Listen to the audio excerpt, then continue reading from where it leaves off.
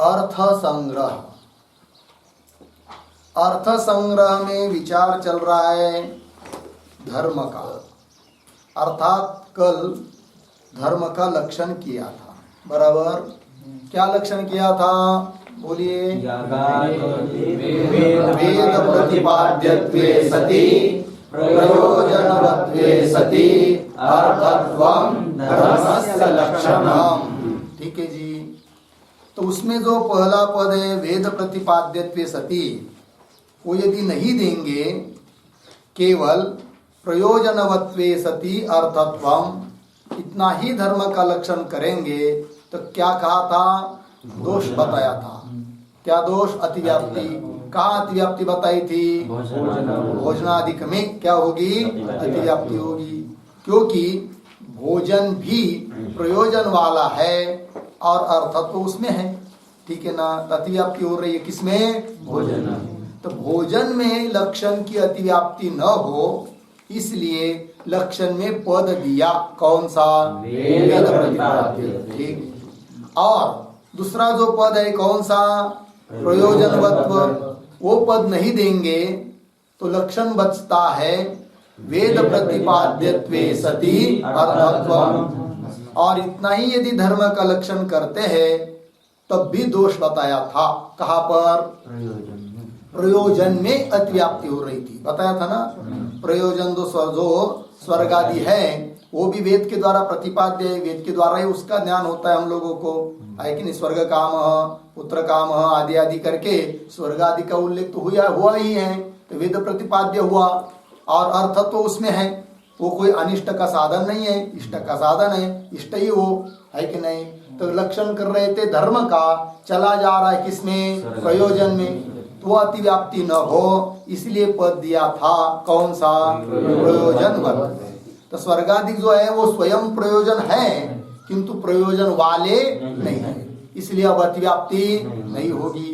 तो लक्षण बन गया था वेद प्रतिपाद्यत्वे सति प्रयोजनवत्वे सति अर्थत्वं धर्मस्य लक्षणम्। हो गया। अब इसमें जो पहला पद बताया था वेद प्रतिपाद्यत्व, किस लिए? भोजन में, भोजनादि में अतिव्याप्ति न हो इसलिए। तो पद दिया वेद प्रतिपाद्यत्व।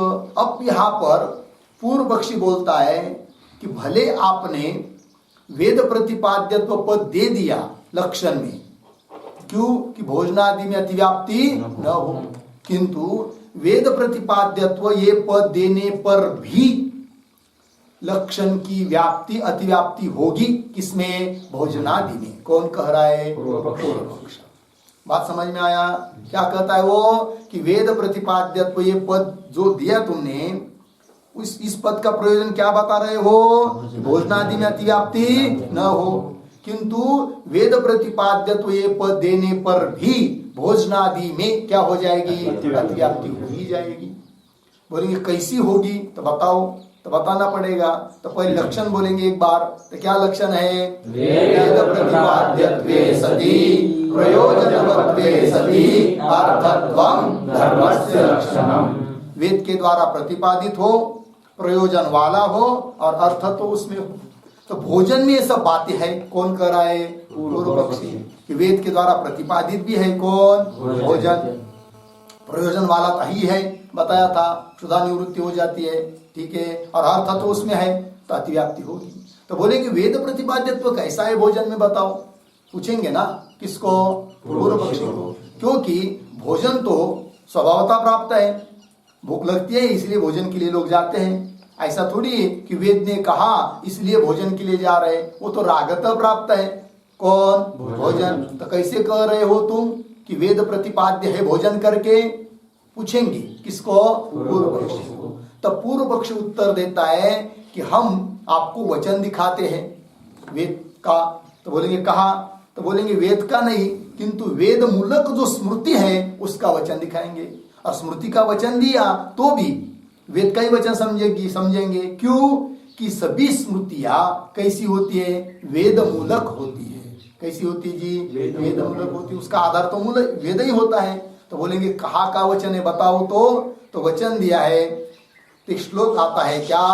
अष्टौ ग्रासा मुनेर भक्षाः षोडशारण्यवासिनां द्वात्रिंशत्तु गृहस्थस्य यथेष्टम ब्रह्मचारिणाम। ये श्लोक आपके पुस्तक में छपा है, बाद में आप वहां पर पूरा कर सकते हैं वो कॉपी पर। श्लोक पेज नंबर 16 पर देखिए। 16 में देखा 5-6 पंक्ति छोड़कर श्लोक आया है, तो श्लोक को आप बाद में लिख लीजिएगा वहां पर। ठीक है जी? तो क्या श्लोक को बोलिए? अष्टौ ग्रासा मुनेर भक्षाः षोडशारण्यवासिनां द्वात्रिंशत्तु गृहस्थस्य यथेष्टम ब्रह्मचारिणाम। ठीक है? क्या कहा है यहाँ? तो देखिए भाई, अष्टौ ग्रासा मुनेर भक्षा। मुने है अष्टौ ग्रासा भक्षा। मुनि जो लोग हैं, मनन करने वाले जो लोग हैं अथवा सन्यासी जो लोग हैं, उन्होंने कितना भोजन करना चाहिए? 8 ग्रास। ठीक है ना जी? कितना भोजन करना है? 8 ग्रास। तो बोलेंगे 8 ग्रास में कैसा पेट भरेगा? तो बोलेंगे नहीं भरेगा तो क्या करें? विधान है तो 8 ग्रास भोजन करो। तो बोलेंगे ठीक है, हम ग्रास बना लेंगे 1-1 किलो का तो कोई दिक्कत नहीं, 8 ग्रास। बोलेंगे ऐसा नहीं चलता है, ग्रास का एक आकार होता है, उतना ही आकार लेना पड़ेगा। कितना आकार होता है कि नहीं? तो लींबू होता है ना अपना, तो बड़ा से बड़ा लींबू लिया, चाहे अंडा, तो उसके हिसाब से, मुर्गे का अंडा होता है ना, इस हिसाब से इसके माप के लिए या लींबू लीजिए सरल भाषा में, इतने आकार का एक ग्रास लेना है। और ऐसे कितने ग्रास खाने हैं जी? 8 ग्रास, ये कहा है। और षोडश अरण्यवासिना। अरण्यवासी मतलब अरण्य में रहने वाले, जंगल में रहने वाले लोग, अर्थात कौन? वानप्रस्थी लोग। तो वानप्रस्थी लोगों के लिए कितने ग्रास बताया है जी? 16 ग्रास। 16 ग्रास उन्होंने भोजन करना चाहिए। और द्वात्रिंशत्तु गृहस्थस्य, गृहस्थी व्यक्ति जो है उसने कितना भोजन करना चाहिए? 32 ग्रास। 8 8 दूनी 16, 16 दोनों 32 हुआ। तो 32 ग्रास भोजन करना चाहिए। किसको? गृहस्थी को। और बोलेंगे ठीक है, सन्यासी को बताया, वानप्रस्थी को बताया, गृहस्थ को भी बताया, फिर ब्रह्मचारी रह गए, तो उनके लिए कितना खाना चाहिए? तो उनके लिए बोल दिया यथेष्टम ब्रह्मचारी, जितना चाहे उतना खाओ, कोई दिक्कत नहीं। इसलिए कभी माप लगाना नहीं कि भाई 2 रोटी खा गया बस हो गया, खाते ही रहो जितना खा सके। ऐसा कहने का तात्पर्य है कि नहीं? तो वेद ने कहा है कि नहीं? स्मृति ने कहा है, मतलब क्या? वेद मूलक स्मृति होती है, अर्थात वेद प्रतिपाद्यत्व भोजन में आया कि नहीं? तो लक्षण चला गया फिर किसमें? भोजन में। लक्षण किसका कर रहे हैं? धर्म का। गया किसमें? भोजन में। कौन सा पद देने पर भी? वेद प्रतिपाद्यत्व सती, ये पद देने पर भी लक्षण की हो गई अतिव्याप्ति, लग गया। अब कैसा करें? तो उसको उत्तर देंगे उस पूर्व पक्षी को कि भाई अतिव्याप्ति नहीं होगी। कैसे नहीं होगी? वेद प्रतिपाद्यत्व सती पद देने पर धर्म के लक्षण की भोजनादि में अतिव्याप्ति नहीं होगी। बोलेंगे कैसे? बताया था वचन, तो बोल रहे देखो भाई, अष्टौ ग्रासा ये जो वचन है ये भक्षण का विधान नहीं है। क्या नहीं है जी? विधान नहीं है। फिर क्या है?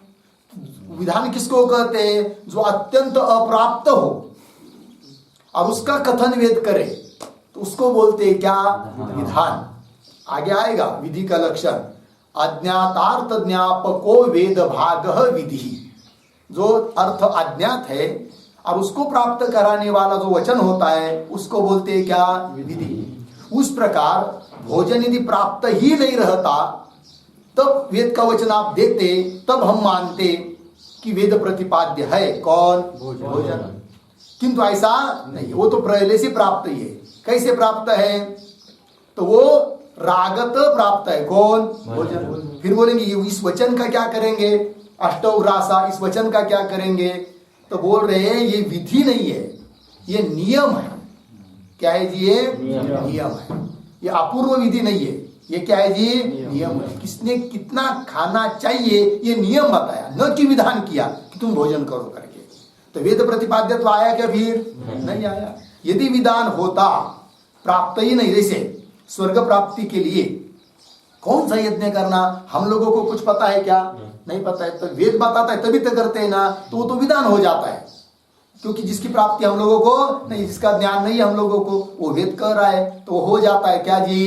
वेद प्रतिपाद्य। उस प्रकार भोजन का हम लोगों को पता ही नहीं रहता और वेद बताता, तब कह सकते थे कि वेद प्रतिपाद्यत्व है करके। है कि नहीं? क्यों ऐसा है क्या? नहीं, वो तो कैसा है? स्वभावतः प्राप्त है। और यदि आप जबरदस्ती से कहेंगे कि नहीं नहीं वेद प्रतिपाद्य ही है, तब तो बहुत अनर्थ होगा। इसका मतलब यह होगा फिर सब लोगों को प्रतिदिन भोजन करना ही पड़ेगा, क्योंकि नहीं करेंगे तो फिर पाप लगेगा। क्योंकि आप क्या समझ रहे हैं कि वेद ने कहा है करके, और ऐसा यदि समझेंगे तो क्या होगा फिर? कोई रोग नहीं, बहुत बीमार जो कि भोजन कर ही नहीं पाता है, घास भी नहीं खाता है, उसको भी भोजन करना पड़ेगा, है कि नहीं? क्यों कि वेद ने कहा है, और खाना पड़ेगा, और खाएगा तो क्या हो जाएगा? मर जाएगा, क्योंकि वो समर्थ ही नहीं उसका शरीर अभी खाने के लिए। तो सब आपत्ति आती है। कहने का तात्पर्य भोजन वेद प्रतिपाद्य नहीं है। अब वेद प्रतिपाद्यत्व सत्य पद देने से क्या हो जाएगी? अतिव्याप्ति का वारण हो जाएगा। अर्थात भोजन आगे रहेंगे तो क्या भोजन में अतिव्याप्ति नहीं होगी? हाँ जी, समझ में आ रहा है ना? क्या वेद प्रतिपाद्यत्व सती ये पद देने से भोजनादि में लक्षण की अतिव्याप्ति नहीं होगी। अष्टौग्रास ये क्या है? नियम विधि है, वो अपूर्व विधि नहीं है, इसीलिए अतिव्याप्ति हो गया। तो लक्षण बन गया। फिर तो क्या लक्षण बन गया? बोलिए एक बार। वेद प्रतिपाद्यत्वे सति प्रयोजकत्वे सति अर्थत्वं धर्मस्य लक्षणम्। तो वेद प्रतिपाद्यत्वे सति इस पद का प्रयोजन समझ में आया, प्रयोजनवत्वे सति इस पद का भी प्रयोजन समझ में आया। अब रह गया अंतिम का पद, कौन सा जी? अर्थत्वम्। ठीक है, अब समझ लीजिए इस धर्म के लक्षण में से अर्थत्व पद को हटा दीजिए। अर्थत्व का अर्थ बता दिया था कल, ठीक है ना? और उसको हटा देंगे तो लक्षण क्या बचेगा? वेद प्रतिपाद्यत्वे सति प्रयोजनवत्वं धर्मस्य लक्षणम्। क्या क्या बोलो एक बार? वेद प्रतिपाद्यत्वे सति प्रयोजनवत्वं धर्मस्य लक्षणम्। मतलब क्या होगा? वेद के द्वारा प्रतिपादित हो और प्रयोजन वाला हो, बस इतना ही अर्थ होगा। तब तो बोलेंगे अतिव्याप्ति होगी लक्षण की। बोलेंगे कहाँ अतिव्याप्ति होगी? तो अतिव्याप्ति होगी शेन याग में। कहाँ अतिव्याप्ति होगी जी? शेन याग में। जैसे अन्य याग होते हैं ना, ज्योतिष्टोम याग, सोम याग आदि आदि, उस प्रकार का एक याग है, यज्ञ विशेष है जिसका वेद ने प्रतिपादन किया है। उस याग का नाम है शेन याग। क्या जी? शेन याग। तो शेन क्या होता है जी? शेन एक पक्षी का नाम है। शेन किसका नाम है? पक्षी का। हिंदी में उसको कहते बाज, ठीक है। मराठी में कहते उसको बहिर ससाना, ठीक है जी। एक पक्षी विशेष होता है, तो वो क्या है? बहुत तेज उसकी गति होती है। तो किसी अपने भक्ष्य को खाने के लिए ऊपर से बहुत दूर से देखता है, किंतु इतना वेग से आता है कि बस वो झपट कर उसको खा जाता है कि नहीं? उसी प्रकार का, उसी के नाम से याग है जिसका नाम है शेन याग। और वो शेन याग का बहुत बड़ा विस्तार आता है वेद में। और शेन याग करते समय जो वेदी बनाई जाती है उसका आकार भी शेन पक्षी के आकार का ही बनाई जाती है, वो यज्ञ कुंड आदि, ठीक है ना जी। और वो शेन याग क्यों करना है, किस लिए किया जाता है? शत्रु वध के लिए किया जाता है। समझ लीजिए कोई शत्रु है और उसको मारना है तो क्या कर किया जाता है जी? शेन याग, ठीक है ना। तो शेन याग अब वेद के द्वारा प्रतिपादित है। कौन? शेन याग। बोलेंगे कौन सा ऐसा वेद का वाक्य है कि जिसके द्वारा शेन याग का प्रतिपादन हुआ है? तो वाक्य लिख लीजिए, शेनेन अभिचरण यजेत।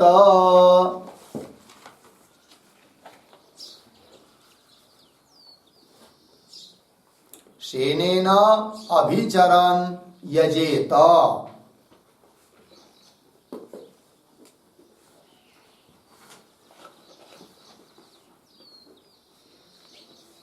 हो गया है कि नहीं?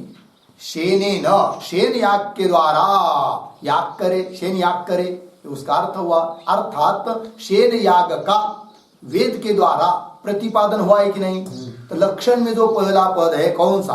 वेद प्रतिपाद्यत्वे सती। तो शेन याग में गया कि नहीं? गया। अच्छा, शेन याग का प्रयोजन है क्या? नहीं प्रयोजन भी, क्या प्रयोजन है जी? हाँ, तो लिखिए अभिचार फलकः शेन यागः।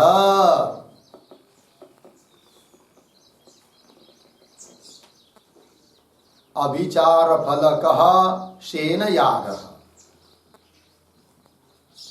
शेन याग का फल है अभिचार, अर्थात अभिचारात्मक प्रयोजन वाला है कौन? शेन याग है कि कैसा है? अभिचारात्मक प्रयोजनवान कह शेन याग। अभिचार, तो बोलेंगे अभिचार फल है शेन याग का। अभिचार किसको कहते हैं? ठीक, अभिचार का अर्थ लिखिए, अभिचार बराबर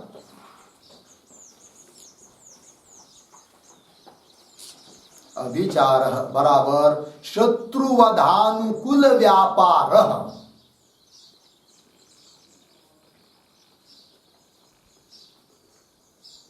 शत्रुवधानुकूल व्यापार अभिचार। ठीक, अर्थ समझ लेंगे। शत्रुवध के लिए अनुकूल व्यापार, जो अनुकूल शक्ति प्राप्त करने के लिए किया जाता है क्या? शेन याग। ठीक है जी। शेन याग जब करते हैं तो शत्रु मारने के लिए क्या भूत शक्ति बढ़ जाती है, तो शक्ति बढ़ाने के लिए, बढ़ने के लिए, या उस प्रकार का व्यापार हो जाने के लिए, शत्रुवध के अनुकूल व्यापार हो जाने के लिए किया जाता है क्या? शेन याग। जैसे उदाहरण, लक्ष्मण को मारने के लिए शेन याग किया था किसने? वही मेघनाथ अर्थात इंद्रजीत, रावण का पुत्र है कि नहीं? वो याग कर रहा था। वो याग कौन सा था? यही याग था, शेन याग। तो उसको पूरा नहीं होने दिया, वो बात अलग है। यदि पूरा हो जाता तो उसको कोई न रोक सकता था, लेकिन बहुत शक्ति उसकी बढ़ जाती। ठीक है ना जी? तो चलिए, जो भी हो, तो कहने का तात्पर्य शेन याग भी प्रयोजन वाला है कि नहीं? हाँ, तो दोनों लक्षण क्या है अपना धर्म का? वेद प्रतिपाद्यत्वे सती प्रयोजनवत्वम। तो लक्षण चला गया किसमें? शेन याग में। जबकि शेन याग को धर्म माना है, अधर्म, धर्म नहीं है वो, तो है अधर्म। और अधर्म में लक्षण चला गया किसका? धर्म का। तो क्या हुई? अतिव्याप्ति। अलक्ष्य में लक्षण चला जाता है तो उसको क्या कहते हैं? अतिव्याप्ति। तो अतिव्याप्ति न हो इसलिए लक्षण में पद दिया कौन सा? अर्थत्वम। क्या पद दिया जी? अर्थत्वम। अब अर्थत्व पद जोड़ दिया लक्षण में, तो लक्षण बन गया। फिर क्या लक्षण बना? वेद प्रतिपाद्यत्वे सति प्रयोजनवत्वे सति अर्थत्वम धर्मस्य लक्षणम। वेद के द्वारा प्रतिपादित हो, प्रयोजन वाला हो और अर्थ हो। ठीक है। अब अर्थत्व पद देने से शेन याग में अतिव्याप्ति बोलेंगे क्यों? तो अर्थ पद का अर्थ लिख दिया था कल। क्या लिखा था? बलवत् अनिष्ट अननुबंधित्वे सति इष्ट साधनत्वम। अर्थत्व पद का अर्थ हुआ था जो कि बलवत् अनिष्ट के लिए कारण न हो, है कि नहीं? अनुबंधी न हो, अननुबंधी। ठीक है ना? और इष्ट का साधन हो। तो यहां पर शेन याग जो है, शेन याग करने वाले को नरक में जाना पड़ता है, ऐसा शास्त्र का विधान है। ठीक है ना जी? क्योंकि शेन याग किस लिए किया? शत्रु का वध करने के लिए। शत्रु का वध करना मतलब क्या? हिंसा हुई, और हिंसा करेंगे तो नरक में जाना पड़ेगा। और बलवद अनिष्ट दो प्रकार का बताया था, एक तो नरक की प्राप्ति अथवा मृत्यु। तो नरक रूप बलवत अनिष्ट के लिए कारण है कौन? शेन याग, है कि नहीं? अर्थात उसमें शेन याग में अर्थत्व है क्या? नहीं। अर्थत्व मतलब क्या? बलवत अनिष्ट के लिए कारण न हो और इष्ट का साधन हो, उसी को बोल दिया बलवत अनिष्ट अननुबंधित्वे सति। अनुबंधी मतलब कारण होना, अननुबंधी मतलब कारण न होना, है कि नहीं? अब ये अर्थत्व, इस प्रकार का अर्थत्व शेन याग में है क्या? नहीं है। अतः शेन याग में लक्षण जाएगा नहीं। अतिव्याप्ति का क्या हुआ? वारण हुआ। ठीक है। और अर्थत्व पद का क्या अर्थ किया था? बलवत अनिष्ट अननुबंधित्वे सति इष्ट साधनत्वम अर्थत्वम। अब समझ लीजिए, अर्थत्व शब्द का इतना बड़ा अर्थ न करके केवल इतना ही अर्थ करेंगे। कौन सा? इष्ट साधनत्व, इतना ही अर्थ करेंगे। किसका? अर्थत्व पद का। तब क्या होगा? तब तो पुनः अतिव्याप्ति हो जाएगी। किसमें? शेन याग में। कब? जब अर्थत्व पद का अर्थ यदि केवल इष्ट साधनत्व इतना ही करेंगे, क्योंकि शेन याग वेद के द्वारा प्रतिपादित है, प्रयोजन वाला है और इष्ट का साधन है। इष्ट क्या? शत्रुवध। शत्रुवध रूपी इष्ट का क्या है? साधन है। कौन? शेन याग। तो क्या हो जाएगी फिर? अतिव्याप्ति। वो अतिव्याप्ति न हो, इसलिए अर्थत्व पद का अर्थ केवल इष्ट साधनत्व इतना ही नहीं किया, अपितु क्या? बलवत अनिष्ट अननुबंधित्वे सति इष्ट साधनत्वम अर्थत्वम, ऐसा अर्थ कर दिया। तब अतिव्याप्ति नहीं होगी। लग गया अर्थ? तो लक्षण बन गया। तो बोलो एक बार फिर धर्म का लक्षण क्या? वेद प्रतिपाद्यत्वे सति प्रयोजनवत्वे सति अर्थत्वं धर्मस्य लक्षणम। धर्मस्य लक्षणम हो गया। अब इस पर पूर्व पक्षी बोलता है कि अर्थत्व पद का इतना बड़ा अर्थ करने पर भी, अर्थात अर्थत्व पद दिया और उसका अर्थ कर दिया आपने बलवत अनिष्ट अननुबंधित्वे सति इष्ट साधनत्व, ऐसा अर्थ कर दिया, तब तो शेन याग में अतिव्याप्ति नहीं होगी, ये आपने कहा। कौन कह रहा है? पूर्व पक्षी। लेकिन पूर्व पक्षी बोलता है कि भले आप अर्थ इस पद का उतना ही अर्थ रखो। कौन सा? बलवत अनिष्ट अननुबंधित्वे सति इष्ट साधनत्व, ऐसा अर्थ रखो तो भी लक्षण की अतिव्याप्ति हो जाएगी। बोलेंगे कहा? तो बोलेंगे शेन याग में। ध्यान दीजिए, पुस्तक में बाद में कहा अतिव्याप्ति हो जाएगी? शेन याग में। कौन कह रहा है? पूर्व पक्षी। कब? अर्थत्व पद देने के बाद भी क्या होगी? शेन याग में अतिव्याप्ति होगी। तो ध्यान दीजिए कैसे? तो शेन याग को पकड़ना है, शेन याग में लक्षण घटाना है, तभी तो अतिव्याप्ति होगी ना। हाँ, तो शेन याग वेद प्रतिपाद्य है, बराबर, प्रयोजन वाला है, बराबर, ठीक। अब आपने क्या कहा? अर्थ तो उसमें नहीं है, क्योंकि वो बलवत अनिष्ट का साधन है। कौन? शेन याग। बोल रहा है पूर्व पक्षी कि शेन याग थोड़ी बलवत अनिष्ट का साधन है। शेन याग अनिष्ट का साधन नहीं है, बलवत अनिष्ट का साधन नहीं है। नरक प्राप्ति के लिए कारण शेन याग नहीं है। कौन बोलता है? बोलेंगे कैसे? तो बोल देखो भाई, वो कहता है कि तुम शेन याग करोगे, तो शेन याग से क्या होगा? शत्रु का वध। शेन याग से क्या होगा? शत्रु का वध। अब शत्रु की हिंसा होगी, शत्रु का वध होगा, वो वध कारण है किसके लिए? नरक के लिए। तो बलवत अनिष्ट जो नरक की प्राप्ति, उसके लिए कारण कौन? शत्रु का वध, न कि शेन याग। शेन याग कितने लिए कारण है? केवल शत्रुवध के लिए, है कि नहीं? इष्ट का है हमारा शत्रु का वध, इष्ट का साधन है, और बलवत अनिष्ट का कारण भी नहीं है। कौन? शेन याग। क्योंकि बलवत अनिष्ट कौन? नरक, और वो नरक प्राप्ति के लिए कारण कौन है? शत्रु का वध, न कि शेन याग। यदि शेन याग नरक के लिए कारण होता तब हम मानते कि उसमें अर्थत्व नहीं है। बात समझ में आया कि नहीं? नहीं लग रहा है क्या? बलवत अनिष्ट कौन? बलवत अनिष्ट, भयंकर घातक चीज कौन? नरक। उस नरक प्राप्ति के लिए कारण कौन? ये प्रश्न चल रहा है, विचार चल रहा है। तो अभी तक तो बताया था क्या? शेन याग। किंतु पूर्व पक्षी कह रहा है शेन याग नहीं है। कौन है फिर? शत्रु का वध है कि नहीं? जैसे हम लोगों की उत्पत्ति के लिए कारण बाप है क्या आजा है?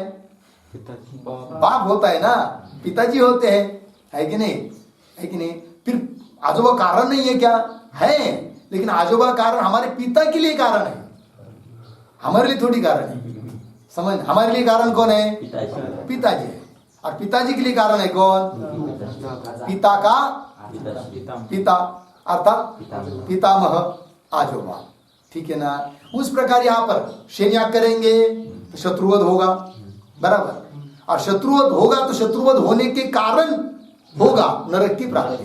तो नरक प्राप्ति के लिए साक्षात कारण कौन हुआ? शत्रु का वध, शत्रु की हिंसा।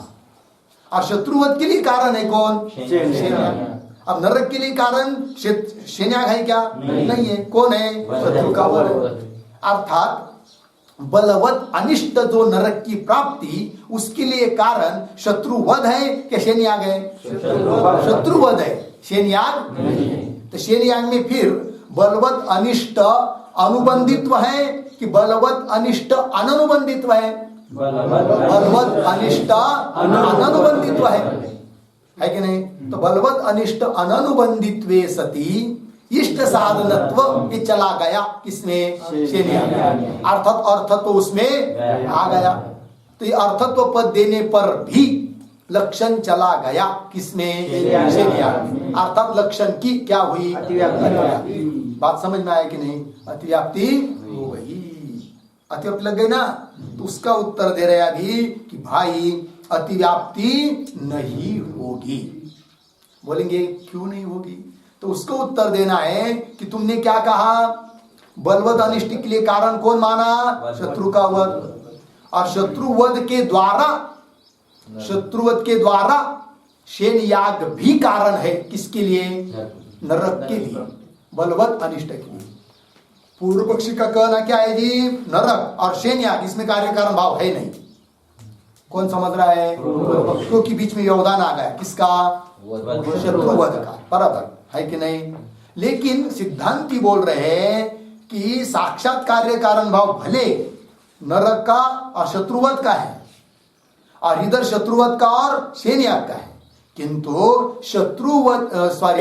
किंतु नरक के लिए शत्रुवध के द्वारा परंपरा से क्यों न हो कारण है कौन? शेन्याग। बीच में थोड़ा सा व्यवधान आने के कारण कार्य कारण भाव का खंडन नहीं होता है, कार्य कारण भाव माना ही जाता है बीच में व्यवधान होने पर भी। समझ में आया कि नहीं? पूर्व पक्षी क्या समझा कि बीच में व्यवधान आ गया तो कार्य कारण भाव नहीं रहा। तो उत्तर क्या देना है कि बीच में व्यवधान होने पर भी क्या कार्य कारण भाव रहता ही है। कैसे? उसको उदाहरण से समझते हैं। तो उदाहरण क्या है? देखिए, अनुमान, परामर्श और व्याप्ति ज्ञान है कि नहीं? तो व्याप्ति ज्ञान तो फल है और उसके लिए कारण माना है, सॉरी अनुमिति तो फल है। फल क्या है जी? अनुमिति। तीन बात। व्याप्ति ज्ञान जिसको अनुमान बोलते हैं, व्याप्ति ज्ञान, उससे उत्पन्न होता है परामर्श ज्ञान और उससे उत्पन्न होता है अनुमिति। कितना लगा? अब अनुमिति जो है उसके लिए साक्षात कारण कौन है? परामर्श। और परामर्श के लिए कारण कौन है? व्याप्ति ज्ञान। तो भी अनुमिति के लिए करण कौन माना गया है? व्याप्ति ज्ञान। अनुमिति के लिए करण अर्थात प्रमाण रूप से कौन माना है? व्याप्ति ज्ञान। बीच में तो व्यवधान हो गया किसका? परामर्श का। किंतु बीच में व्यवधान होने पर भी कार्य कारण भाव का खंडन नहीं है। तो जैसे वहां पर अनुमिति के लिए बीच में व्यवधान हो परामर्श का होने पर भी कारण व्याप्ति ज्ञान को ही मानते हैं, उसी प्रकार यहाँ पर भी बलवत अनिष्ट जो नरक की प्राप्ति, उसके लिए साक्षात कारण भले शत्रु का वध हो किंतु उसका व्यवधान होने पर भी कारण माना ही जाएगा किसको? शेन याग। अर्थात शेन याग में क्या आ गया फिर? बलवत अनिष्ट अनुबंधित्व है क्या अननुबंधित्व है? बलवत अनिष्ट अनुबंधित्व ही आ जाएगा, है कि नहीं? है कि नहीं? और हमको क्या चाहिए? अनुबंधित्व चाहिए। वो है क्या? नहीं। तब अर्थ पद देने से अतिव्याप्ति का वारण हो जाएगा, सिद्धांती कह रहे हैं। क्या किस बात को कहकर सिद्धांतियों ने खंडन कर दिया पूर्व पक्षी का कि बीच में कुछ व्यवधान होने पर भी कार्य कारण भाव का खंडन नहीं होता है। उदाहरण दे दिया, उस पंक्ति को लिख लीजिए। नहीं व्यवधानेन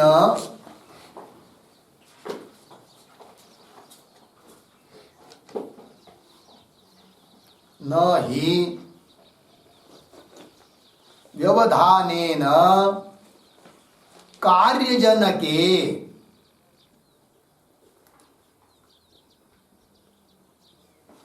कार्यजनके जनकत्व व्यवहाराभावः।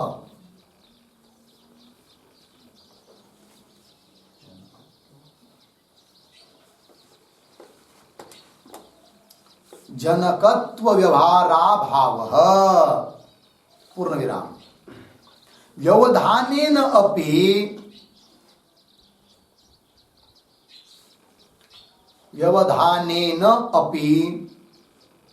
अनुमित्यादि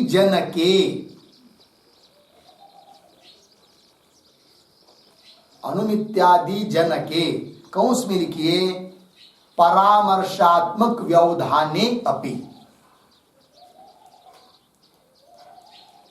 परामर्शात्मक व्यवधाने अपि कंस बंद। आगे व्याप्त्यादि ज्ञाने जनकत्व, व्याप्त्यादि ज्ञाने जनकत्व कंस में लिखिए कारणत्व कंस बंद। आगे व्यवहार दर्शनात्, व्यवहार दर्शनात् हो गया जी। देखिए, नहीं व्यवधानेन कार्यजनके जनकत्व व्यवहाराभाव। समझ में आया क्या? व्यवधानेन कार्यजनके जनकत्व व्यवहार अभाव न ही। व्यवधानेन, व्यवधान बीच में आ जाने से कार्यजनके कार्य की उत्पत्ति में जनकत्व व्यवहार का अभाव नहीं होता है। समझ में आया? बीच में पिता का व्यवधान होने पर भी आजवा को, पितामह को, मां को कारण तो माना ही जाता है। ऐसा कोई होता है क्या? नहीं, पितामह हमारा कोई संबंध नहीं है, बिल्कुल नहीं, जाओ हमारे यहां से, कारण कार्य कारण नहीं होता है क्या? साक्षात कारण नहीं है। बीच में व्यवधान किसका है? पिता का। तो भी पितामह तो कारण है ना, वो नहीं होते तो पिता कहां से आता है कि नहीं? पिता नहीं होते तो हम कहां से आते? समझ में आया कि नहीं? ये बात हो गई। उस प्रकार दृष्टांत दूसरा दिया यहाँ पर, शास्त्रीय दृष्टांत क्या? अनुमिति क्या लिखा है आगे? व्यवधानेन अपि, व्यवधान होने पर भी अनुमित्यादि जनके, अनुमित्यादि की उत्पत्ति करने में व्याप्त्यादि ज्ञानी, व्याप्ति ज्ञान में जनकत्व व्यवहार दर्शन, व्याप्ति ज्ञान जनक है, ये व्यवहार देखने को मिलता है बीच में व्यवधान होने पर भी। किसका? परामर्श का। बात समझ में आया ना? उस प्रकार यहाँ पर भी भले शेनियाग और नरक की प्राप्ति, इन दोनों के बीच में व्यवधान है। किसका? शत्रुवत का। किंतु व्यवधान होने पर भी कार्य कारण भाव का खंडन नहीं कर सकते। कार्य कारण भाव ये है, अर्थात शेन याग में आ गया क्या? बलवत अनिष्ट अनुबंधित्व। क्या आया? अनुबंधित्व आया। और हमको क्या चाहिए था? बलवत अनिष्ट अनुबंधित्व। अर्थपद का अर्थ किया है। अब इस प्रकार का हमको अर्थ पद से जो अर्थ अभिप्रेत है वह अर्थ अब शेनयाग में है क्या? नहीं है। शेनयाग में क्या है? बलवत अनिष्ट अनुबंधित्व है। और हमको क्या चाहिए? बलवत अनिष्ट अनुबंधित्व चाहिए। अब अतिव्याप्ति नहीं होगी। किसकी? लक्षण की। किसका लक्षण? धर्म का लक्षण। धर्म के लक्षण की अतिव्याप्ति नहीं होगी। कहां पर? शेनयाग में। बात समझ में आया? लक्षण बन गया ना फिर? तो बोलिए फिर लक्षण क्या बना? वेद प्रतिपाद्यत्वे सति प्रयोजनवत्वे सति अर्थत्वं धर्मस्य लक्षणम्। हो गया। अब प्रश्न आएगा कि ठीक है, इसका मतलब शेन याग धर्म नहीं है। यही तो हुआ ना, धर्म का लक्षण उसमें नहीं जाने देना है क्योंकि वो धर्म नहीं है, यह अर्थ हुआ, अधर्म है वो। अब प्रश्न आता है कि यदि वो धर्म नहीं है, आप कह रहे हो, किंतु जैमिनी मुनि का जो द्वादशाध्यायात्मक ग्रंथ है कि नहीं, 12 अध्याय का ग्रंथ है, उसमें चौथे अध्याय में जैमिनी मुनि ने शेन याग को भी धर्म करके कहा है। क्या कहा है जी? धर्म करके कहा है। और आप कह रहे शेन याग धर्म नहीं है, उसमें लक्षण नहीं जाना चाहिए, वो अधर्म है, आप उसको अधर्म कर रहे हैं। जबकि जैमिनी मुनि ने चौथे अध्याय में शेन याग को क्या कहा है? धर्म कहा है। तो उस चौथे अध्याय के साथ आपके वचन का क्या होगा? विरोध होगा। विरोध हो रहा है कि नहीं? तुम कह रहे हैं शेन याग धर्म नहीं है, अधर्म है, और जैमिनी मुनि चौथे अध्याय में क्या कह रहे हैं? शेन याग धर्म है। अब क्या करोगे? तो विरोध हो जाएगा। तो उसका उत्तर देना है कि भाई जैमिनी मुनि ने चौथे अध्याय में जो कहा है, क्या कहा है? कि शेन याग धर्म है। ठीक है, हम मान रहे, किंतु वहां पर धर्म कहने का तात्पर्य क्या है उसको आप समझो, है कि नहीं? तो देखिए भाई, धर्म वो होता है कि जिसमें 4 चीजें होती है, ठीक है, उसको प्रवृत्ति के लिए कारणीभूत 4 चीजें कहा जाता है। किसी भी कार्य में प्रवृत्ति होने के लिए क्या चीज, कितनी चीज होती है? 4 चीज होती है, ठीक है ना? अब वो 4 चीज जिसमें लागू होगी वही होता है क्या? धर्म। अब शेन याग में वो 4 चीज लागू है ही नहीं है, तो वो धर्म नहीं है। फिर तो भी धर्म उसको कह दिया जैमिनी मुनि ने, क्यों? तो उन 4 में से एक अंश को लेकर केवल उन्होंने कह दिया क्या है? धर्म है करके। किंतु आगे जाकर वही सिद्धांत बताते हैं कि प्रवृत्ति के लिए अर्थात धर्म कहने के लिए 4 चीज होनी चाहिए। तो कौन सी 4 चीज है कि जिसके कारण सभी लोगों की सभी कार्यों में प्रवृत्ति होती है? तो 4 चीज लिख लीजिए। नंबर 1, इष्ट साधनत्व ध्यान।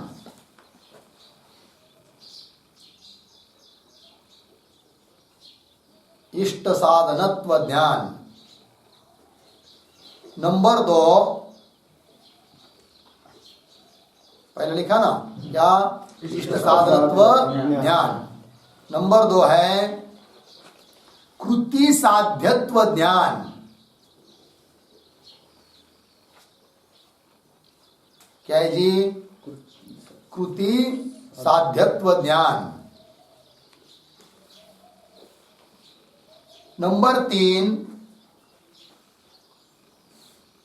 बलवत अनिष्ट अननुबंधित्व। बलवत अनिष्ट अननुबंधित्व। और नंबर 4 है समवायी, कौंस में लिखिए उपादान, कौंस बंद, आगे कारण प्रत्यक्षत्वम।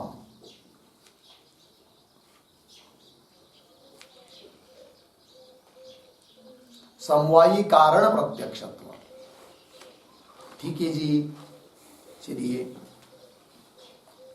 तो 4 चीज है। कौन कौन? इष्ट साधनत्व का ज्ञान, कृति साध्यत्व का ज्ञान, बलवत अनिष्ट अननुबंधित्व और समवायी कारण प्रत्यक्ष। ये 4 चीजों का जब ज्ञान रहता है तभी आदमी किसी भी कार्य में प्रवृत्त हो जाता है।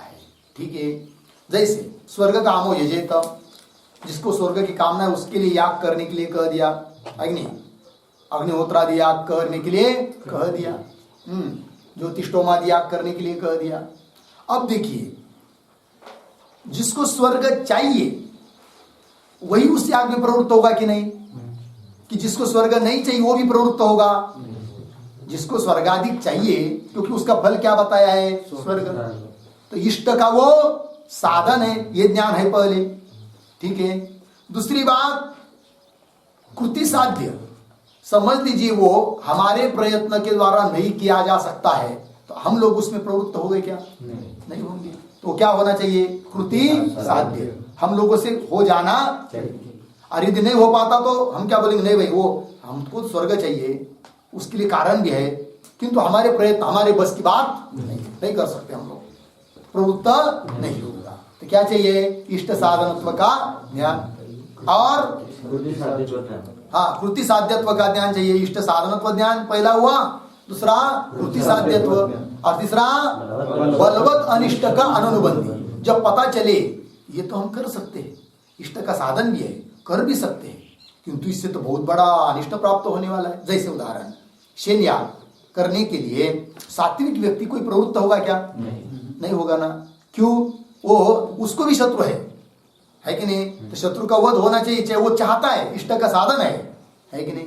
और कर भी सकता है, कृति साध्य है, तो भी यदि कोई अच्छा व्यक्ति हो, सात्विक व्यक्ति हो, पारमार्थिक व्यक्ति हो, तो उसमें प्रवृत्त नहीं होता। क्यों? इष्ट साधनत्व है, कृति साध्यत्व भी है, किंतु बलवत अनिष्ट का वो अनुबंधी है। और हमको क्या चाहिए? अनुबंधी। तब क्या होगा? प्रवृत्त होगा, है कि नहीं? ये बात। और क्या अंतिम में? समवायी कारण प्रत्यक्ष। समझ लीजिए कोई याग है कि नहीं? इष्ट का साधन है, कृति साध्य भी है, और कोई अनिष्ट देने वाला भी नहीं है, किंतु कैसा करना पड़ता है ये हमको पता ही नहीं है। क्या करना पड़ता है, कैसा विधि बनाना है, क्या क्या उसमें डालना है, क्या मंत्र बोलना है, किससे कैसा करना है, कुछ भी पता नहीं है। कर पाएगा आदमी? नहीं होगा। तो प्रवृत्त कब होता है? ये चार चीजें होनी, व्यवहार में भी ऐसा ही होता है। उदाहरण समझ लीजिए, चंद्र कैसा है? आह्लाद देने वाला है कि नहीं? प्रसन्नता देने वाला है, शांति देने वाला है, ताप का हरण करने वाला है, सब लोगों के लिए इष्ट है कि नहीं? कौन? चंद्र। और यदि मिल पाता तो कौन उसको नहीं लाता, है कि नहीं? समझ लीजिए आसानी से मिल जाता चंद्र, ये ले जाओ भाई, तुमको चाहिए ले जाओ, तो कौन नहीं लाता उसको? सब लोग लाते। और क्या करते? चलो घर के कोने में बिठा देंगे, तो लाइट की जरूरत नहीं, और शांति रहेगी, है कि नहीं? क्या कभी दुख ताप आएगा नहीं? तो इष्ट का साधन है कि नहीं? है, किंतु उसको लाने के लिए कोई प्रयत्न करता है क्या? क्यों? इष्ट का साधन नहीं है क्या? है। अच्छा, वो लाने से क्या बलवत अनिष्ट होने वाला है क्या? नहीं होने वाला है। लेकिन लाते हैं क्या आदमी? क्यों नहीं लाते? कृति साध्य नहीं है कि नहीं?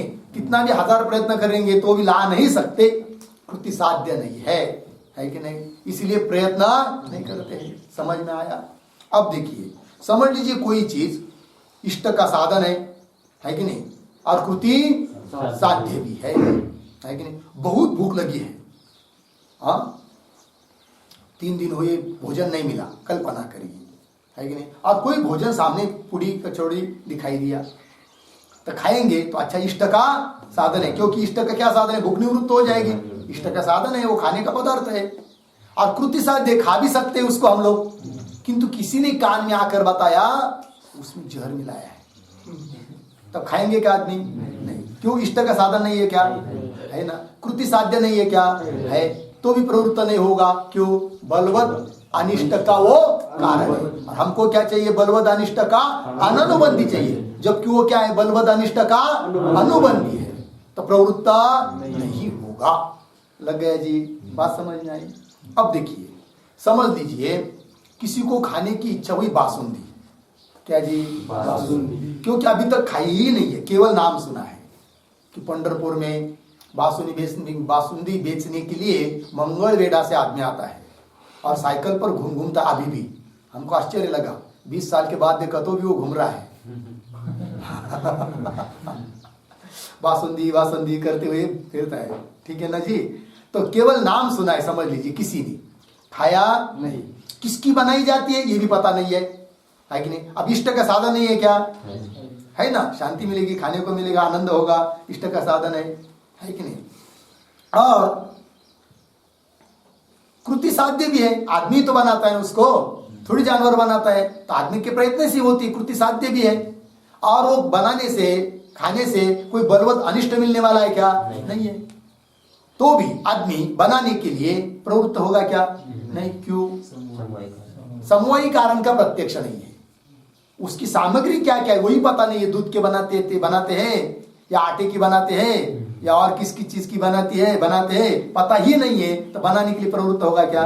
समवायी कारण का भी क्या होना चाहिए? प्रत्यक्ष होना चाहिए। चार चीज आवश्यक है। इतनी बात समझ में आई? क्या क्या? नंबर 1 इष्ट साधनत्व ज्ञान, कृति साध्यत्व ज्ञान, बलवत् अनिष्ट अननुबंधित्व और समवायी कारण प्रत्यक्ष, ये चार चाहिए। ठीक है ना? अब जो द्वादशाध्यात्मक ग्रंथ है जैमिनी मुनि का, उसमें चौथे अध्याय में विचार किया है इष्ट साधनत्व ज्ञान का। ठीक है। 5वें अध्याय में विचार किया है विशेष रूप से कृति साध्यत्व ज्ञान का। कृति साध्य क्या क्या है करके। ठीक है जी। फिर चौथा अध्याय हुआ, 5वां अध्याय हुआ ना। 6ठे अध्याय में बलवत् अनिष्ट अननुबंधित्व बताया है।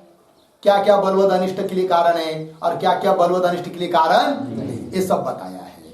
और फिर 4, 5, 6 हुआ, 7 और 8, 7वें 8वें अध्याय में बताया है समवायी कारण, मतलब कौन से याग के लिए क्या क्या सामग्री आदि चाहिए। ठीक है जी।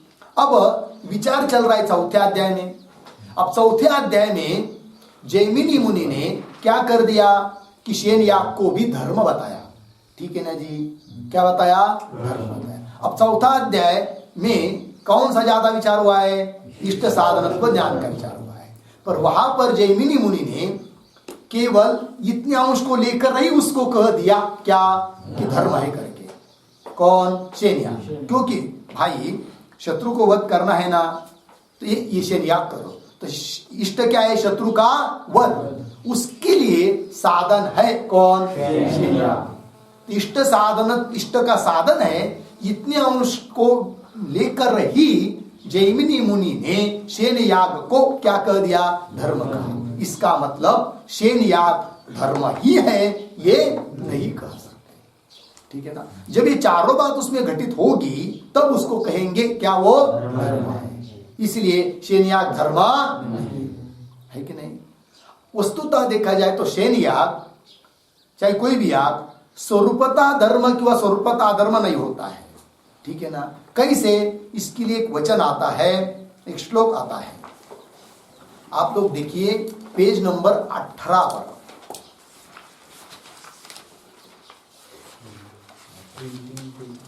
मिला? तो वो श्लोक है, अतः स्वतो न धर्मत्वम शेनादेर नाप्य धर्मता फलानर्थानुबंधित्वात् तद्वारेण उपचर्यते यदा स्वप्रीति हेतुर्यः साक्षात् व्यवहितोऽपि वा स्वधर्मश्चोदनार्थ स्यात् तदा शेनेप्यधर्मता। श्लोक वार्तिक कुमार भट्ट का ग्रंथ है। श्लोक वार्तिक करके उसका यह ग्रंथ, उसका वाकई श्लोक है। ठीक है ना? नीचे दिया एक श्लोक वार्तिक नंबर दिया है वहां पर। ठीक है जी। चलिए अर्थ समझ लेते श्लोक का। अतः इसलिए शेन याग में स्वतः धर्मत्व क्यों अधर्मत्व ये नहीं है। अतः स्वतः कैसे? देखिए, अतः शेनादेहे स्वतः धर्मत्वम अधर्मता अपि न। ठीक है? एक एक पंक्ति का अर्थ करते हैं। अतः इसलिए शेनादेह, शेनादि जो है शेनादि याग, उसमें स्वतः धर्मत्व न, स्वतः उसमें धर्मत्व नहीं है और न अधर्मत्व है। अधर्मता मतलब अधर्मत्व है, मतलब उसका स्वरूप ही धर्म या अधर्म ऐसा नहीं है। जैसे उदाहरण, जैसे शर्करा लिया, चीनी खाया तो कैसी लगेगी? गोड़, मधुर लगेगी, मीठी लगेगी। क्यों? उसका क्या है? वो स्वरूप ही है मीठापन। ठीक है ना? उस प्रकार ये शेन याग धर्म ही है या अधर्म ही है, स्वतः उसका स्वरूपभूत धर्म नहीं है कि धर्मात्मा अधर्मात्मा। फिर क्यों उसको धर्म बोला चौथे अध्याय में और क्यों उसको आप अधर्म बोल रहे हो?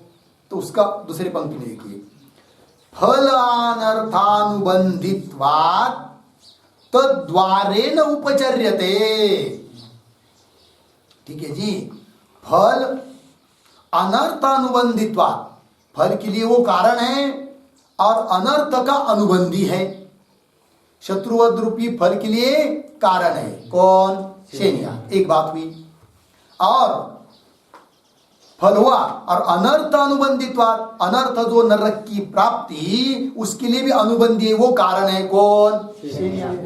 तद्वारेण उपचर्यते, तद्वारेण, तद्वारेण, तद्वारेण फलद्वारेण, तद्वारेण अनर्थ अनुबंधित्व द्वारेण उपचर्यते किम?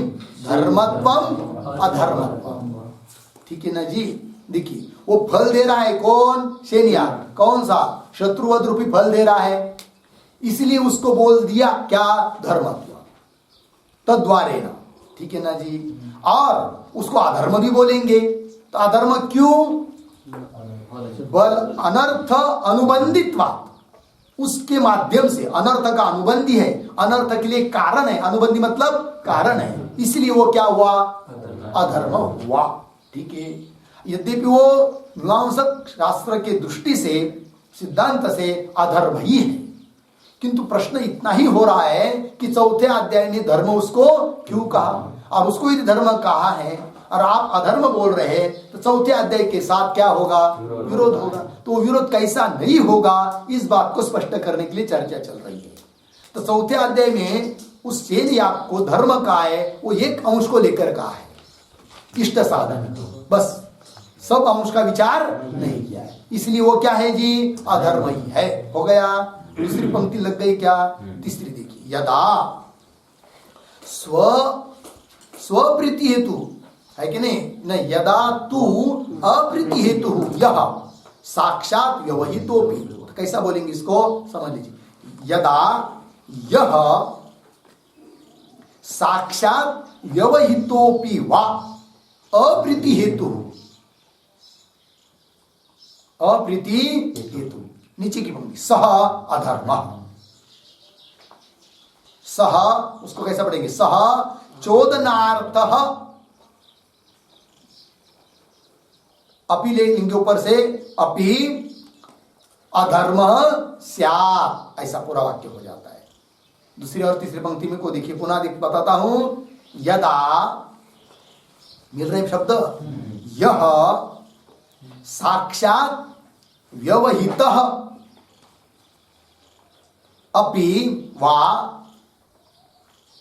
तु अप्रीति हेतु सह चोदनार्थः अपि अधर्मः स्यात्, तदा शेने अपि अधर्मः। ठीक है, अर्थ समझ लीजिए। यदा, जब, यह मतलब जो, साक्षात अथवा व्यवहित, तू अप्रीति हेतु, अप्रीति का अर्थ है अनष्ट, अनिष्ट, अनर्थ, दुख। अप्रीति मतलब क्या? महाभयंकर दुख, अनर्थ, अनिष्ट, ठीक है ना? अप्रीति का अर्थ है। तो यदा, जब, जो साक्षात किंवा परंपरा से, व्यवहित परंपरा से क्यों न हो, अप्रीति हेतु, अप्रीति के लिए कारण है, अर्थात अनिष्ट के लिए कारण है। तदा, तब, सह चोदनार्थ अपि अधर्म। चोदनार्थ मतलब विद्यर्थ अपि, विधि ने बताया हुआ रहेगा, वेद ने कहा हुआ रहेगा, तो भी वो क्या है? अधर्म है। पंक्ति लगी कि नहीं? क्या कि जो साक्षात किंवा व्यवहित होकर परंपरा से क्यों न हो, यदि अनर्थ के लिए कारण है, तो भले उसका कथन वेद ने किया हो, है कि नहीं? चोदनार्थ वेद ने किया हो, तो भी वो क्या है? अधर्म ही है। अब समझ में आया? अब शेनिया भले साक्षात नरक के लिए कारण न हो, किंतु व्यवहित शत्रुवध के द्वारा की है, शत्रुवध के द्वारा नरक के लिए कारण है कि नहीं? अनिष्ट के लिए कारण है कि नहीं? अप्रीति के लिए कारण है ना? अतः वो भले उसका प्रतिपादन वेद ने किया हो, तो भी वो क्या है? अधर्म ही है। ठीक है ना? अधर्म से तदा, ऐसा होने से, शेने अपि अधर्मता, शेन याग में भी क्या आ गई? अधर्मता आ गई। शेन याग क्या है फिर? अधर्म ही है। और यदि अधर्म है तो उसमें धर्म का लक्षण नहीं जाना चाहिए और जाएगा भी नहीं। कब? अर्थ एक पद देने के कारण। जब अर्थ पद नहीं देंगे तो शेन याग में लक्षण जाएगा, और अर्थ पद देंगे तो शेन याग में लक्षण नहीं जाएगा। तो शेन याग पर लक्षण न जावे, इसलिए लक्षण में कौन सा पद दिया? अर्थ पद दिया। लक्षण में अर्थ पद देने से क्या लाभ हुआ? शेन याग में लक्षण की अतिव्याप्ति नहीं होगी। ठीक है, अर्थात शेन याग क्या है? अधर्म है। ठीक, अब चौथे अध्याय के साथ विरोध होगा क्या? नहीं होगा, क्योंकि चौथे अध्याय में जो बताया है वो एक अंश को लेकर बताया है, सभी अंश को लेकर बताया, इसलिए चौथे अध्याय के साथ भी विरोध नहीं होगा। इतनी बात समझ में आई? ठीक, अब प्रश्न आता है, यदि अधर्म ही है कौन? शेन याग, तो कहां चल रहा है? ये होगा ना श्लोक?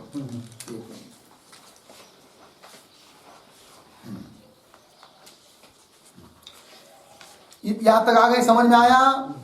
तो चलिए, अब शेन याग यदि अधर्म ही है तो उसका प्रतिपादन वेद ने क्यों किया? ये प्रश्न आएगा। ठीक है जी, क्या प्रश्न है जी? यदि शेन याग अधर्म है तो उसका प्रतिपादन वेद ने क्यों किया? एक बात, एक पहला प्रश्न। दूसरा प्रश्न, यदि वेद ने प्रतिपादन किया है उसको धर्म ही मानना चाहिए। दोनों प्रश्न समझ में आया? तो दोनों का उत्तर देना है। ठीक है, अब शेन याग यदि अधर्म है तो वेद ने प्रतिपादन क्यों किया, इसका उत्तर देते पहले। तो देखिए भाई, वेद ने प्रतिपादन किया, इसका मतलब, ध्यान दीजिए, पुस्तक में मत देखिए, इसका मतलब यह नहीं है कि वेद का अभिप्राय यह है कि उठो भाई जाओ ये याग करो और मारो शत्रु को, नहीं हो तो किसी के शत्रु को बना लो, किसी को शत्रु बना लो और शेन याग करो और मारो। ऐसा वेद का तात्पर्य नहीं है। फिर क्या तात्पर्य है? तो शत्रु का वध करने के लिए आदमी रागतः प्रवृत्त है कि नहीं? क्रोध आदि विकार के कारण प्रवृत्त है आदमी। किसके लिए? शत्रुवध के लिए रागतः प्रवृत्त है कि नहीं? क्यों? कि मेरी खेती में वो बांध कोर रहा है तो मेरी खेती के प्रति राग है, और उसको कोरने वाले के प्रति क्या हो जाएगा? द्वेष। इसीलिए वो क्या हो जाएगा? शत्रु। ठीक है ना? जो भी कुछ हो, मतलब विकार के कारण शत्रुवध के लिए आदमी स्वभावतः प्रवृत्त है। ठीक है ना? फिर आदमी क्या करता है? शत्रु को मारने के लिए बहुत सारे प्रयास करता है। कोई बंदूक लेगा, कोई तलवार लेगा, है कि नहीं? कोई पत्थर से मारेगा, मार के, है कि नहीं? कुछ तो करे, कोई विष खिलाएगा, ऐसा करता है ना। किंतु इस प्रकार से यदि शत्रु को या किसी भी व्यक्ति को मारते हैं तो बहुत बड़ा अनिष्ट होता है, पाप लगता है। ठीक है ना? अब ये करना नहीं चाहिए, हिंसा किसी की करनी नहीं चाहिए, किंतु वेद समझा रहा है, मां हिंसा मत करो, छोड़ दो, क्षमा करो उसको। किंतु इतने जबरदस्त दो विकार होते हैं क्रोधाधिक आदमी में कि आदमी मानता ही नहीं है, बोलता है नहीं नहीं, उसने मेरा ये काम ऐसा कर दिया ना, उसको मैं ये करते ही रहूंगा, छोड़ूंगा नहीं उसको। ठीक है ना? और अब 10 साल हो गए, 20 साल हो गए, तो भी उसकी क्या वो क्रोध जाता नहीं है। ये न कि न प्रकार से वो चांस ढूंढता रहता है, किसके लिए? शत्रु को मारने के लिए। समझ में आया ना? नहीं क्षमा कर पाता है, तो वेद कहता है भाई एक तो छोड़ दो, क्षमा कर दो। और यदि तुमको नहीं मानना है, शत्रु को वध करने की इच्छा ही है, तब अन्य उपाय से मत करो। करना ये तो क्या करो, हम बताते हैं उस उपाय से करो, है कि नहीं? इसका मतलब वध करने के लिए नहीं कर रहा है वेद, करो मत। यदि करना ही है तो इस उपाय से करो। बोलेंगे क्यों कर रहा है तो भी वेद? इसलिए कि वेद या शास्त्र बहुत दयालु होते हैं, और ये न के न प्रकार से व्यक्ति का, मनुष्य का कल्याण चाहते हैं। शास्त्र वेद, है कि नहीं? कृपालु है वेद। तो वेद ने विचार किया, यदि हम उपाय नहीं बताएंगे तो वो आदमी ये न के न प्रकार के शत्रु का वध तो करेगा ही, उसको बहुत बड़ा अनिष्ट लगेगा, फिर बहुत पाप लगेगा उसको, कई करोड़ों कल्प तक भी उस पाप से मुक्त नहीं हो पाएगा। तो उसका कल्याण कैसा होगा? तब वेद कह रहा है तुमको यदि मारना है ना तो शेनियाग करो। तब वेद ने विचार किया क्या कि शेनियाग करेगा तो शेनियाग करना इतनी आसान सरल बात है क्या? नहीं। उसके लिए तो बहुत कष्ट करना पड़ेगा, प्रयास करना पड़ेगा, धन खर्च करना पड़ेगा, दान देना पड़ेगा, है कि नहीं? और वो विधि विधान पूर्वक करना पड़ेगा। बहुत सारे उसमें कर्म कांड आएंगे, सब वेद की बात उसमें आएगी, है कि नहीं? ये करो ये करो ये करो। तो वेद के द्वारा कहा हुआ छोटा छोटा कर्म सब वेद के द्वारा कहा हुआ करना पड़ेगा। और वो करते करते उसमें भावना रहेगी, वेद के ऊपर श्रद्धा, और वेद ने कहा इसलिए मैं कर रहा हूं। तो ऐसा करते करते उसका थोड़ा ही क्यों न हो अंतकरण क्या हो जाएगा? शुद्ध होता जाएगा। वेद कर्म कर रहा है ना, विहित कर्म कर रहा है, वेद प्रतिपादित कर्म कर रहा है, तो अंतकरण क्या होगा? तो और पाप भी कम लगेगा। फिर अंतकरण शुद्ध होगा तो शुद्ध अंतकरण होने पर कभी न कभी वो अंकुरित होकर फलीभूत होकर क्या होगा? फिर उसमें इच्छा जग जाएगी, क्या क्या मुझे श्रवण मनन निधिध्यासन आदि करने चाहिए। फिर कभी न कभी करेगा, फिर ज्ञान प्राप्त करेगा, फिर मोक्ष को प्राप्त हो जाएगा। इसलिए बताया है वेद ने क्या? अधर्म होते हुए भी शेनादि याग बताया है वेद में, इसलिए। बात समझ में आई? पहला प्रश्न मिला उत्तर। दूसरा प्रश्न क्या था? तो वेद ने यदि प्रतिपादन किया है शेन याग का तो वो क्या होना चाहिए? धर्म ही होना चाहिए, है कि नहीं? किंतु उसका भी उत्तर देना है कि भाई वेद के द्वारा प्रतिपादन मात्र से हम धर्म नहीं कहते। क्या जी? वेद के द्वारा प्रतिपादित है इसका मतलब वो धर्म है, ऐसी बात नहीं है। तब कब धर्म कहते? जो बताया ना अभी श्लोक में, क्या इष्ट का साधन हो, है कि नहीं? और बलवद अनिष्ट का अनुबंधी भी हो, और उसका वेद ने प्रतिपादन किया हो, प्रयोजन वाला हो, अर्थत्व उसमें हो, तब वो क्या होता है? धर्म होता है। भले वेद ने प्रतिपादन किया हो किंतु वो यदि बलवद अनिष्ट देने वाला हो तो उसको हम धर्म नहीं कहते, है कि नहीं? बोलेंगे क्यों? तो देखिए एक विधि आती है जिसका नाम है अभ्यनुज्ञा विधि। क्या जी? अभ्यनुज्ञा विधि। ठीक है? और ऐसे कर्मों का प्रतिपादन ये विधि होती है, भाई ना? वेद ने किया है ना, तो वेद ने जो बताया है शेन याग करो आदि आदि करके, तो वो क्या है? अभ्यनुज्ञा विधि है। मतलब क्या? अभ्यनुज्ञा विधि का अर्थ समझेंगे आपत्कालीन विधि। पुस्तक में नहीं लिख लीजिए आप लोग, क्या है जी? आपत्कालीन विधि।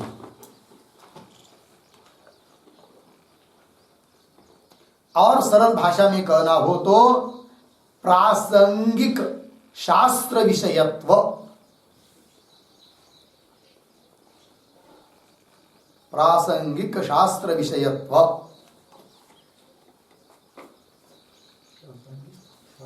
हाँ, मतलब क्या? प्रसंग के अनुसार शास्त्र का विधान। प्रसंग के अनुसार शास्त्र का विधान, इसको क्या कह दिया जी? अभ्यनुज्ञा विधि। लग गया जी? ध्यान दीजिए, ऐसे बहुत सारी चीज प्रसंग के अनुसार वेद ने बताया है, किंतु उसका मतलब यह नहीं है कि वो धर्म ही है करके। प्रसंग के अनुसार बताया। उदाहरण, एक श्लोक है आपके पुस्तक में मिलेगा, 13 पेज पर देखिए। संस्कृत में दूसरा पैराग्राफ मिला क्या? यत्तु उसके आगे स्त्रीषु, सबको मिला? स्त्रीषु धर्म विवाहेषु वृत्त्यर्थे प्राण संकटे गो ब्राह्मणार्थे हिंसायाम नानृतम स्यात् जुगुप्सितम।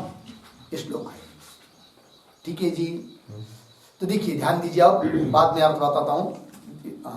तो अनृत कहते झूठा बोलना, तो वेद क्या कहता है? सत्यम ब्रूयात्, सत्य ही बोलना चाहिए, झूठा नहीं बोलना चाहिए। किंतु अभ्यनुज्ञा विधि के अनुसार, ठीक है, आपत्कालीन बात में प्रासंग के अनुसार कुछ जगह ऐसी भी बताया है वेद ने कि वहां झूठ बोलने के लिए कहा है। क्या जी? झूठ बोलने के लिए कहा है। इसका मतलब झूठ बोलना धर्म है, ये बात नहीं। ये क्या है? वो अभ्यनुज्ञा विधि है, प्रसंग के अनुसार कह दिया। वेद ने ही कहा है, इसका मतलब वो धर्म नहीं है। इसका मतलब ये नहीं कि वेद ने जो जो कहा है वो सब धर्म ही है कि नहीं? ऐसी बात नहीं। शेन याग का प्रतिपादन वेद ने किया है, इसका मतलब शेन याग धर्म है, ऐसा समझना नहीं। लग गया ना जी? जैसे उदाहरण दिया कि इतनी जगह पर झूठ बोला तो भी चल सकता है, इसका मतलब झूठ बोलना उचित ही है, ये बात नहीं है कि नहीं? तो जैसे ये इतनी बातों पर कहाँ पर?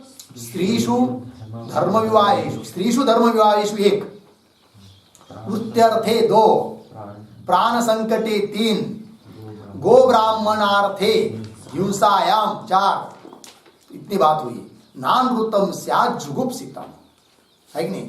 जुगुप्सितम अर्थात निंदित, अनृतम जुगुप्सितम न स्यात्। अनृत मतलब झूठा बोलना कोई निंदित नहीं है, इसका मतलब वो धर्म है, ऐसी भी बात नहीं है। तो कहा बताया जी? स्त्री धर्म विवाहेषु, कोई स्त्री है, कन्या है, लड़की है और उसका विवाह करना है, किंतु विवाह हो नहीं पा रहा है। क्यों? कि उसमें कुछ विकृति है कि नहीं? थोड़ी बहुत होती है, समझ लीजिए। क्या विकृति है कि नहीं? बीमारी, थोड़ी बहुत कुछ बीमारी है उसको, है कि नहीं? क्या थोड़ी सी टेढ़ा चलती है, या थोड़ी आंख में तिरछी है, ठीक है, या एक कान से बह रही है, समझ लीजिए। अब जब सामने वाले को पता चलेगा तो वो भी विवाह करेगा क्या? नहीं, है कि नहीं? एक कान से थोड़ी सी बह रही है वो भी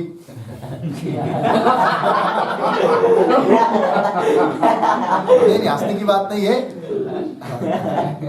समझ लीजिए गांभीर्य से। समझ में आया ना? अब समझ लीजिए उसको सच बताएंगे सामने वाले को, विवाह करेगा क्या? अब समझ लीजिए उसको फंसा रहे हम लोग, ये भी बात नहीं है। समझ लीजिए उसने इसके साथ विवाह कर भी लिया तो उसकी कोई आपत्ति नहीं होने वाली ना, थोड़ा बहुत हो तो क्या हुआ? ऐसी विकृति है नहीं है कि जिसकी उसकी भी हानि हो, है कि नहीं? हाँ, यदि बहुत बड़ी दिक्कत है जिससे कि उसकी सामने वाले की भी हानि होने वाली, उसके जीवन का नुकसान होने वाला है, तब तो नहीं। स्त्री का विवाह होने पर भी नहीं झूठा बोलना, किंतु थोड़ा बहुत है और उससे उसकी कोई हानि होने वाली, थोड़ा सा टेढ़ा चल रही थी, क्या हुआ? चलने दो ना। समझ में आया? हाँ, थोड़ा सा आंख से तिरछा तो क्या हुआ? ऐसा थोड़ी कि पूरा आंधी करके, है कि नहीं? तो चलो, तो ऐसे समय पर झूठ बोल दिया क्या? नहीं, हमारी लड़की बहुत अच्छी है, अच्छी बात कुछ नहीं, उसको सब सुनाई देता है, दिखने को मिलता है, सब अच्छी चलती है, कोई बात नहीं, तो विवाह कर लेगा। तो झूठ बोल दिया ना, तो भी ऐसे समय पर झूठ बोलना कोई पाप नहीं है। लग गया? स्त्री धर्म विवाहेषु, धर्म विवाह कर दिया, ठीक है। एक एक बात पर बहुत चर्चा हो सकती, ज्यादा नहीं करेंगे। वृत्त्यर्थे, वृत्त्यर्थे का मतलब है, वृत्ति कहते आजीविका, है कि नहीं? क्या कहते हैं? आजीविका। और आपको आजीविका मतलब कोई नौकरी आदि या कोई धंधा आदि नहीं मिल रहा है कि नहीं? अब मिल रहा है, मिल जाएगा, किंतु थोड़ा सा झूठ बोलना पड़ रहा है कि नहीं? तब ऐसे समय पर क्या करे भाई? यदि नहीं थोड़ा सा झूठ बोलेंगे तो उपजीविका का साधन नहीं उपलब्ध हो रहा है, और थोड़ा बोल देंगे तो काम चल जा रहा है। तो ऐसे समय पर भी थोड़ा झूठ बोल दिया तो कोई निंदित वृत्त्यर्थे। लग गया जी? प्राण संकटे, बहुत बड़ा प्राण पर क्या आ गया? संकट आ गया, ठीक है कि नहीं? ऐसे समय पर यदि थोड़ा झूठ बोल दिया तो वो भी कोई दिक्कत नहीं है कि नहीं? थोड़ा सा झूठ बोलने से यदि बच सकते हो, प्राण पर संकट आ गया है कि नहीं, तो भी ऐसे समय पर थोड़ा झूठ बोलने से भी कोई दिक्कत नहीं है। समझ में आया ना? हाँ, तो उदाहरण देना हो तो बहुत सारे उदाहरण मिल सकते हैं। क्या? बॉर्डर पास। हाँ, समझ लीजिए आप भूल से चले गए चीन के कब्जे में,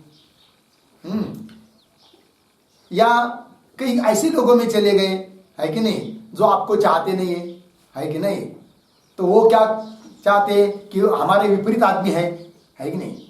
जब आप बोल देंगे कि नहीं, मैं तो तुम्हारा ही हूं, तुम्हारी जात का हूं मैं, तब तो बच सकता है, भले उसके जात का ना हो, किंतु थोड़ा सा झूठ बोलने से बच रहा है ना। ऐसे समय पर कोई झूठ भी बोल दिया तो कोई दिक्कत नहीं है। लग गया ना जी? चलिए, और गो ब्राह्मणार्थे हिंसायाम, समझ लीजिए, अपने सच बोलने से हत्या होने वाली है, किसकी? गाय की अथवा ब्राह्मण की, तो ऐसे समय पर सच बोलना भी पाप है। तो क्या बोलना चाहिए? झूठ बोलना चाहिए।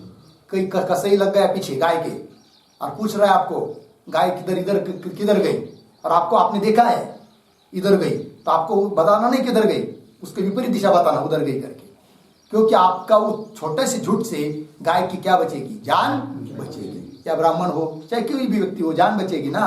तो ऐसे समय पर थोड़ा झूठ बोल दिया तो भी कोई दिक्कत नहीं है कि नहीं? अब देखिए वेद ने कहा है अभ्यनुज्ञा, क्या कौन सी?